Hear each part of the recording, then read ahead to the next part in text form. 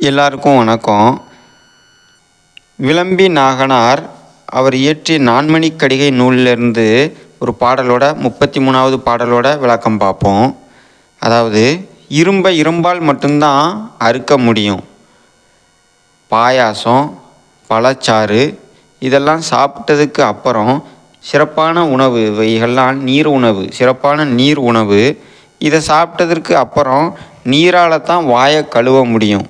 அதே போல் கடினமான செயல்கள், அதாவது இதெல்லாம் வாழ்க்கையில் செய்யவே முடியாது, இந்த செயல்கள்லாம் ரொம்ப கடினமானது அப்படின்னு நினைக்கக்கூடிய காரியங்கள் எல்லாம் அரிய முயற்சி, அரியன்னா விடாது தொடர்ந்து முயற்சி பண்ணிக்கிட்டே இருந்தால், நல்ல முயற்சியாக பண்ணிக்கிட்டே இருந்தால் அந்த காரியம் சக்ஸஸ் ஆகும். அதே போல் பெறுவதற்கரிய சிறப்பான வாழ்க்கை, ஒரு நல்ல வாழ்க்கையை பெறணும் அப்படின்னா அது பெரியவர்களிடத்திலிருந்தே பெறலாம் அப்படிங்கிறாரு. அதாவது அந்த பெரியவர்கள் யாருன்னா, அறிவில், கல்வியில், ஞானத்தில் தலை சிறந்த பெரியவர்களை நமக்கு துணையாக கொண்டோம் அப்படின்னா அந்த சிறப்பான வாழ்க்கையை பெறலாம் அப்படின்னு நமக்கெல்லாம் விளம்பி நாகனார் விளங்க கூறுகிறார். எனவே பெரியவர்களை மதித்து அவர்களுக்கு வேண்டிய உதவிகளெல்லாம் செய்து அவர்களை நமக்கு துணையாக வைத்து பெறுதற்கரிய சிறப்பான வாழ்வை பெறுவோம். ரொம்ப நன்றி.